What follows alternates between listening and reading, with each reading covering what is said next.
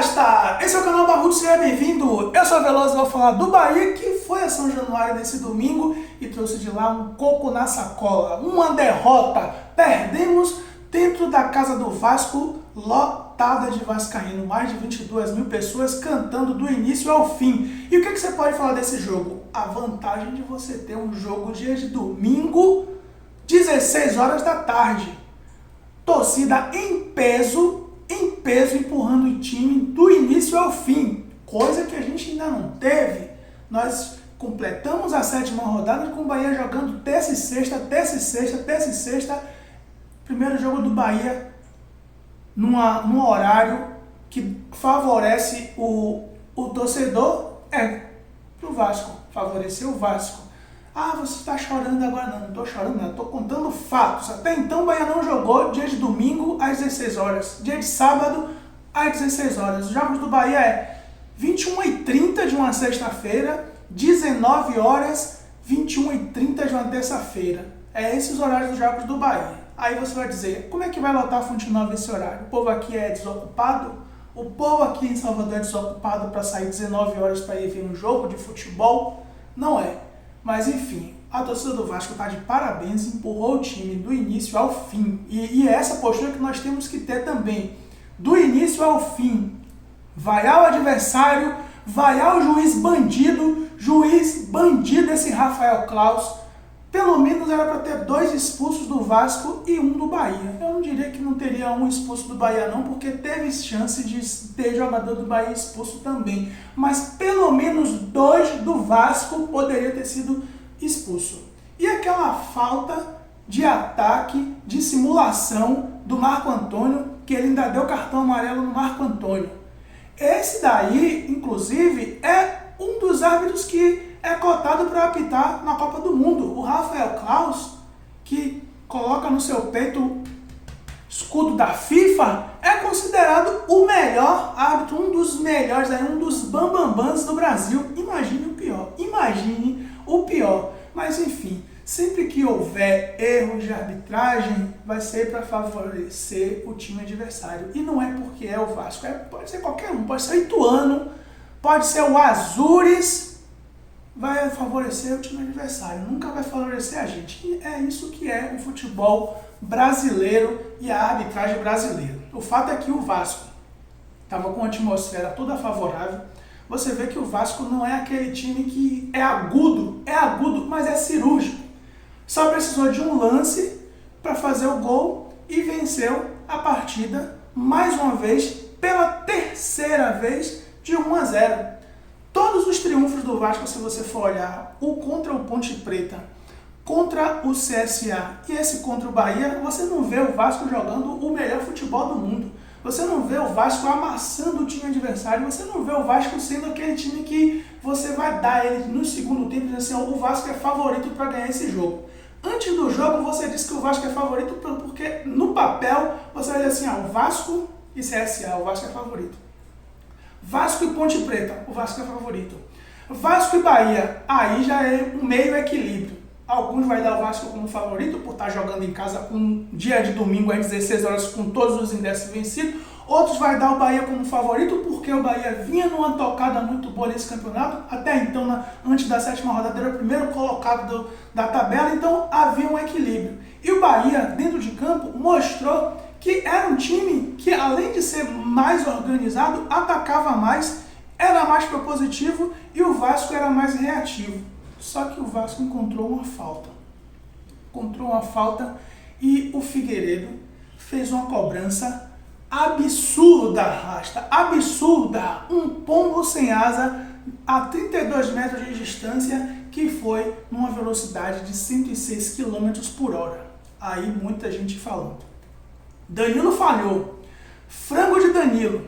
O próprio Danilo assumiu que falhou. Eu vou dar a minha opinião. Se vocês quiserem respeitar a minha opinião, respeitem. Se não quiserem respeitar, também tá tudo certo. Mas eu não vou me eximir de falar o que eu penso para agradar gregos e baianos. Não achei falha de Danilo. Não achei que foi uma bola indefensável. Acho que era uma bola defensável, mas não achei que foi falha dele. não colocaria esse gol na categoria de frango. Não foi um frango. Um chute a 106 km por hora, que alguns entendidos aí de efeito visual tá dizendo que a bola foi em linha reta. Quer dizer, o goleiro está mentindo, dizendo que ela teve variações. O goleiro está mentindo. O próprio goleiro assumiu que ele falhou. Eu concordo com o Guto Ferreira que ele não falhou. Concordo. Uma das poucas vezes que eu concordo com o Guto Ferreira, eu não acredito que o Danilo falhou nesse lance. Foi uma bola muito difícil. Muito difícil não quer dizer que não seja uma bola defensável. É uma bola muito difícil. E quando é uma bola muito difícil, você pode tomar o gol. E eu não achei que o Bahia perdeu por conta daquele gol. Porque o Bahia teve mais volume de chance, volume de jogo. O Bahia teve mais posse de bola. O Bahia teve mais chutes no gol. Mas por que o Bahia não fez o gol? Porque quando o Bahia tinha a situação para decidir chutar para o gol, tentava dar um drible a mais, tentava tocar mais, não conseguia dar um passe de qualidade para os homens da frente chutar. De todos os atacantes que nós tínhamos nesse jogo, apenas o Rildo jogou bola. O Jacaré, que entrou no segundo tempo, não teve essa chance. Foi muito marcado, tomou muita pancada, inclusive as pancadas que ele tomou, dos jogadores que ele tomou, os jogadores deveriam ter tomado o segundo amarelo e vermelho e não tomou. O Marco Antônio foi praticamente nulo nesse jogo, nulo. O Davó foi aquele Davó de sempre, Eu praticamente passei um período dos jogos que eu não ouvia o nome do Davó. O Danielzinho não teve chance de distribuir muito bola, foi muito bem marcado, foi muito bem anulado. E por que isso aconteceu? Porque a equipe do Vasco, ele encarou esse jogo como uma final de campeonato. Você vê que quando o jogo termina, os caras estão comemorando pra caramba. Os jogadores dentro de campo estão comemorando. Até o Danilo Fernandes fala isso em uma entrevista, que eles parecem que foram campeões, porque eles valorizaram muito o triunfo em cima do tricolor. Eu não vi essa comemoração contra a Ponte Preta nem contra o CSA. Contra o Bahia foi outro clima, porque eles estavam jogando com um time que foi perigoso, que trouxe dificuldade, mas não foi competente. O Bahia não foi competente para reverter um placar do primeiro tempo no segundo tempo, tendo maior posse de bola, tendo maior volume de bola, tendo inclusive material humano que a gente já viu em outros jogos que poderia fazer diferente, mas não fez. O Bahia continua com um problema crônico de quando toma um gol, não consegue vencer a partida.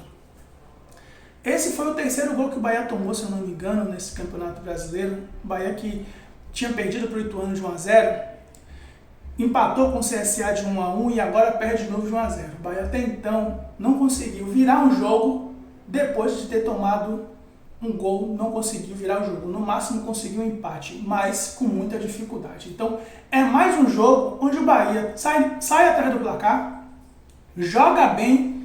Eu não considero que o Bahia jogou mal, mesmo tendo os problemas no sistema ofensivo, o Bahia não jogou mal. O Bahia conseguiu manter um equilíbrio no jogo, mesmo depois que tomou o gol, mas as peças que entraram no segundo tempo para resolver, não resolveu. O Bahia colocou o Jacaré no segundo tempo, olha só as opções que tínhamos. Jacaré, Marcelo Rian, Djalma. Djalma entrou para tentar dar uns chutes. Até encontrou uma falta perigosa, mas não deu aquele chute perigoso que a gente achava. O Jacaré, aquele Jacaré de sempre, correndo pra caramba sem nenhum problema, sem nenhuma técnica. Também não ajudou. Foi interessante porque cavou algumas faltas, mas ainda assim a gente não aproveitou. E o Marcelo Rian ficou isolado lá na frente sem a bola chegar nele. Praticamente foi um jogador que entrou para poder dar a mesma sorte que deu contra o Azures, mas não deu, porque a bola não chegou nele. Então o Bahia, ele teve a bola do jogo, as bolas do jogo, foi o time que mais teve posse de bola, mas não transformou essas bolas em situações de gol. Não transformou essa bola em situações de gol. Eu não vi o goleiro dos caras fazer defesa difícil. Eu não vi os caras fazerem defesa difícil. Não vi. Então, assim, não vamos diminuir o sucesso do Vasco. O Vasco não foi um time melhor que o Bahia em campo, mas foi um time melhor no que ele precisou fazer. Eles entraram para vencer e venceram. Eles entraram para vencer e venceram. O Bahia mostrou um futebol melhor, teve chances de criar situações melhores e não criou e perdeu. Agora, botar a culpa da perda no Danilo é absurda. Porque se você for ver, o Bahia tomou um chute a gol, um chute na direção do gol. E o Bahia conseguiu fazer os chutes que precisava na direção do gol para incomodar o goleiro? Não. Se deu alguns chutes a gol, não foi com tanto perigo como o Figueiredo deu. O Figueiredo deu um chute a gol com perigo. O Bahia, se deu chute a gol, não foi com perigo. Não viu o goleiro dos caras fazer uma defesa difícil. Com isso, o Bahia perdeu a primeira colocação, perdeu a segunda colocação e hoje está na terceira colocação, com os mesmos pontos do Vasco, vencendo no número de triunfo. Mas hoje ainda tem jogo do Grêmio. O Grêmio também pode chegar aos 13 pontos, com os mesmos números de triunfos, mas vai ter que tirar um saldo de 3 gols. É difícil? É difícil, mas não é impossível. Vai jogar contra o Ituano fora de casa. Um placar de 3-0 do Grêmio contra o Ituano fora de casa não é nada fora do comum, é possível. Vamos ter que torcer para um empate, mas hoje o nosso foco é Ponte Preta. E contra a Ponte Preta a gente não tem mais a opção de errar. Contra a Ponte Preta, para se manter no G4, a gente precisa vencer. Hoje, o primeiro colocado está a um triunfo de distância da gente, que é o Cruzeiro, conseguiu vencer o seu jogo, 16 pontos, e o Bahia fica agora com 13 pontos, um triunfo de diferença. A gente agora não depende da gente para se manter no G4, nem da gente para... Quer dizer, a gente depende da gente para se manter no G4, mas não depende da gente para se manter na primeira divisão. Na primeira colocação. O foco é se manter na primeira colocação, é se manter no G4, é botar medo nos adversários, é fazer com que os adversários valorizem muito quando jogam com a gente. O que o Vasco fez ontem no final do jogo mostra a importância que o Bahia tá dando aos adversários nessa Série B. Ganhar do Bahia não vai ser fácil, não vai ser fácil com o futebol que o Bahia está jogando. Mas a gente precisa ser efetivo nos setores principais do jogo. No gol, na zaga, no meio do campo e principalmente ofensivo. Ofensivamente, não temos sido felizes. O meio do campo até se equilibra muito bem, com o Rezende sendo um monstro em campo, o Danielzinho sempre também mantendo a sua média e até fazendo gol, coisa que ele não fazia o ano passado. A zaga com o Luiz Otávio, a gente jogou sem o Luiz Otávio, inclusive, mas a gente não viu deficiência defensiva sem o Luiz Otávio, já que o Vasco não agrediu tanto o Bahia. O Vasco não agrediu tanto o Bahia, então o Didi acabou não errando bastante, não tendo comprometido o jogo, e junto com o Ignacio eles passaram ileso. No gol, é o segundo gol polêmico que o senhor Danilo toma. O primeiro contra o Azures, eu considero que ele realmente estava mal posicionado, poderia colocar aquele gol ali na categoria de falha, foi uma falha do goleiro, mas eu repito que nesse gol contra o Figueiredo, minha opinião minha, não achei falha, não achei uma bola indefensável, era uma bola defensável, mas não colocaria esse gol na categoria de frango e não colocaria esse gol na categoria de falha. Foi mais mérito do Figueiredo, que acertou um pombo sem asa, do que desmérito do senhor Danilo, que acabou tomando aquele gol. Mas enfim, foco é Ponte Preta. Não pode errar, Eu espero que já tenhamos a volta do senhor Rodagiga e do senhor Luiz Otávio, porque a gente precisa dele. Não vamos ter o Danielzinho que tomou o segundo amarelo, terceiro amarelo. Mas vamos pra frente, vamos ver o que é que vai acontecer. Bora Bahia, bora Barruts, Veloso fui!